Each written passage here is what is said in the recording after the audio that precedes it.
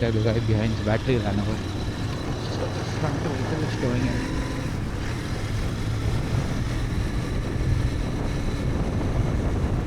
I feel like the infrastructure for electric vehicles is not yet there in India, and I mean, you can use it as another vehicle, but you cannot say that these are eco-friendly vehicles as such, because you're just changing the location of the emission that you're doing. So, for example, petrol vehicles and diesel vehicles emit where they are, but electric vehicles, they don't cause any emission while moving or while in use, but the electricity that is generated, that is being generated, right, is usually right now on fossil fuels itself, fossil or nuclear. Renewable sources electricity is quite less currently. So I feel like it's not really a, oh, this is a Type R, no? Civic? I think that's what it's called. Nice car that is. I've heard a lot about it. Yeah, continuing, going back to the topic. So it's not very eco-friendly because you're not using renewable sources to run your car. You're just changing where you're polluting. So instead of polluting cities, you'll be polluting outskirts wherever your power plants are. From an eco-friendly point of view, it's not much difference. In fact, you pollute more on an electric vehicle if you don't have enough mileage on it, like enough usage on it. Because what happens is, the amount of emission that is created for creating new batteries for electric vehicles is quite high. So unless you actually run, like for example, taxis are like the best places to use electric vehicles, because what happens is they travel quite a lot. So like 1 lakh, 2 lakh kilometers is, I think, the average of a taxi, and that's like the perfect situation for electric vehicles. Because what happens is, if you do not run your vehicle for 1 lakh kilometers, then what happens is your what is it called? Your battery has to be changed every 10 years if I'm not wrong, or 1 lakh kilometers, whichever comes first. So in case you do not do 1 lakh kilometers, what's happening is you're not utilizing the entire, like you're not making up for the emissions created for your electric vehicle battery. So for example, if you keep changing your battery every 10 years, but you're only traveling for every 10,000 kilometers, no? If you had gotten an ICE engine instead, the ICE engine would have polluted like maybe way less, because the pollution on an ICE engine is how much you're using. Like while and when you're moving, it will pollute. But your electric vehicles is like it starts polluting on its own, and if you don't use it, it's kind of like you have a debt of pollution basically. But ICE is like, as you're using, you're paying for it. So depends on your use case. Like I said, taxis and commercial vehicles is like the best case scenario for electric vehicles. Personal use, unless you're somebody who travels extremely, like let's say maybe 100 plus kilometers a day, it's kind of, you're not breaking even. And if you're someone who does long distances, no, electric vehicles are very bad for you. I'll tell you why. You have to stop for recharging, and currently the recharge durations for electric vehicles is quite high. If I'm not wrong, average is like 2 hours, 2-3 hours minimum. And if you have to sit in a place for 2-3 hours, let's say example I'll give you, I was going to Hyderabad recently. I've gone to Hyderabad recently on my bike, right?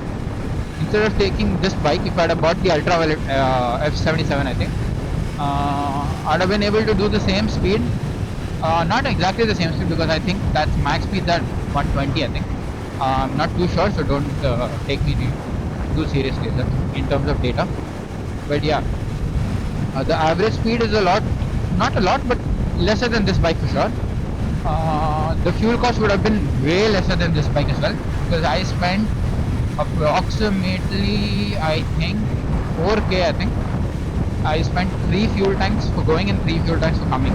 So that's 6 fuel tanks, and each fuel tank was around 750. Yeah, do the math, guys. I'm not doing that on the go right now. So yeah, that's around 4,000 bucks. Again, like I was saying, if it was the electric vehicle, instead of 4,000, I'd probably be paying like 200 or 300, I think.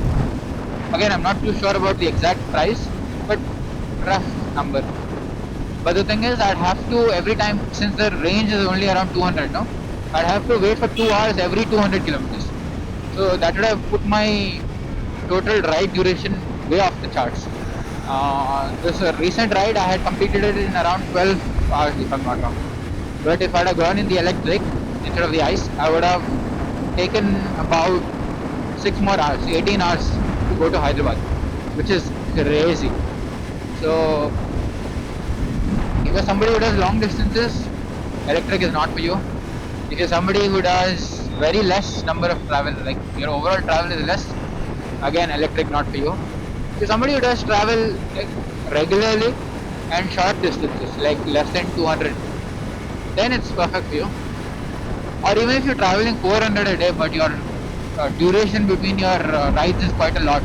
For instance, let's say you're traveling to your office, which is in another city or town, and it's approximately 70-80 kilometers, but on highways. So you're able to travel back and forth, or your office, or anything. But you stay there for like 5-6 hours.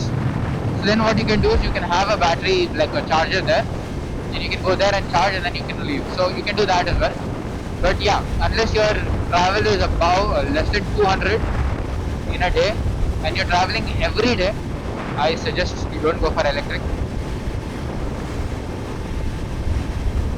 At least that's my point for cars, because cars batteries are way bigger than bike batteries, and the what is it called,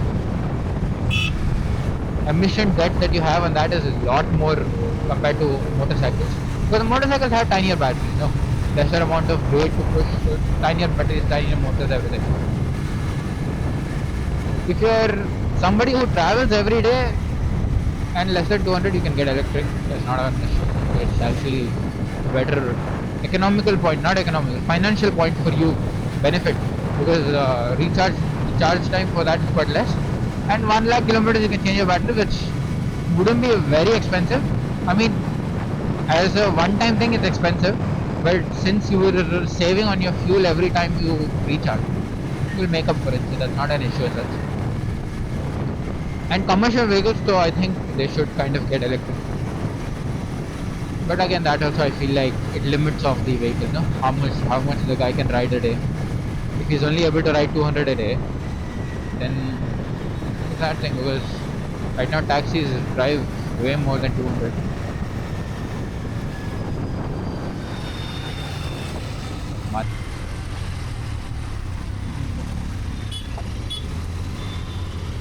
Do you guys know that this is a government school?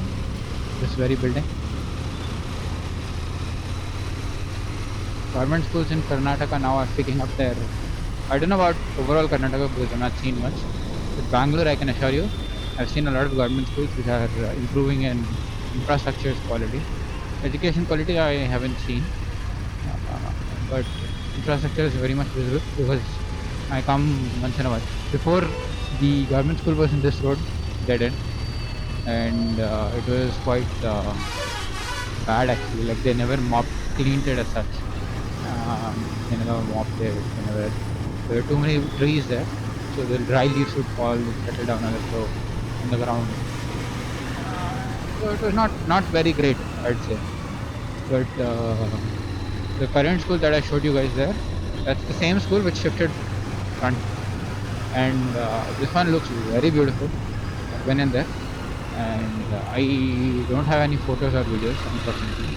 I cannot show you guys, but yeah, insane quality. It's almost like private schools which charge around 70,000-80,000 rupees per year. That's the infrastructure that's there. Education, the thing is, I cannot check. Neither can I ask anybody because I don't know anybody who studies in a government school. I think it might be good. I hope it might be good. By the way, the way that we came is not what I usually take to come here. There is another way through tin factory, which is where I usually come from. But an interceptor, I like the color, the chrome and the red. nice color. To be honest, my favorite color on the Interceptor right now is the green that my friend is planning to get. It looks absolutely pretty. I'll attach the photos in the video so that you guys can see it. It looks I never expected it to look that good, because if you look at the photos, right, the green looks a lot more dark, but in lit areas the green has like this shiny, I think it's called pearlescent effect, and it looks amazing. I'll again, like I said, I'll attach it. Guys, have a look at it and tell me what you guys think about that color. And if you guys were to pick one of the 650 twins, which one would you pick? Because right now I have the Continental GT. My friend Siddharth is planning to get the Interceptor. I have another friend called Humaid. He's also mostly gonna get the Interceptor. And my friend called Ravi is mostly gonna get the Continental GT650. But Royal Enfield has pulled off something crazy by adding a couple of 650 bikes, engines with different types of bikes. So, like for somebody who wants to go on a more cruiser type of bike, you have your Super Meteor. Somebody who likes more adventure, you have your Scram, uh, not Scram, sorry, Bear 650, and then you have your Continental for a sporty, and then you have your Interceptor for like do it all guys. So, if you guys were to pick one of the 650s, which one would you pick? What is your ideal 650 which you would want to daily ride, and your dream garage basically is what I'm asking, because I'm happy with what I have and this is my dream bike. So let me know what you guys would, if you guys were to pick one of the 650s, which one would you pick from the Royal Enfield? And if not the Royal Enfield 650, then which other bike are you guys planning to, or you dream to own one day? Let me know that in the comments. I want to see what bike taste we got here. I'm more of a retro laid back guy, not laid back as such, but retro. So I like this. I like the there is the T1000 of the Triumph. I like that, and then I like the bobber that Triumph has. I don't remember the exact model number, but Triumph has the bobber. It looks amazing. Apart from that, I'd also really like to own a Rocket 3 one day. Extremely out of budget right now, but hopefully one day, fingers crossed. The dream garage for me on motorbikes is this bike, completely built custom. Of course, that will happen eventually, but yeah, apart from that, Rocket 3, and that's for my more long rides kind of setup.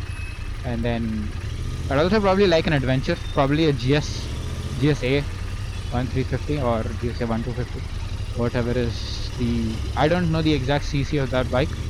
I think it's 1250, but yeah, the BMW GSA is one. And yeah, three bikes is all I need, guys.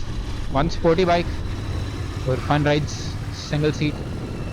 One tourer, which will be my Speed 3 here, Rocket 3, sorry, and that will be on my long rides, etc, etc. Then we'll have GSA, that will also can be done for long rides, and it will have the adventure, like you can off-road and stuff. So that's my dream motorcycle garage. Let me know what you guys think about it, and what you guys would probably, what is your dream garage motorbikes, how many and what kind. Because my ideal is I want to own 3 different types of bikes. There's no fun in owning the same categories of bike, because I can do about 600 kilometers on this, 600 700 I think one day, but I plan on doing something more, maybe 1000 1500. I want to do those kind of rides and have more fun. So for that, I think a GSA or a Rocket 3 is more better, which is why I want different categories of bikes. So if you guys were to, what do you guys, firstly tell me what you guys think about my dream garage, and then let me know what you guys would want to own if you were to pick 3 dream bikes.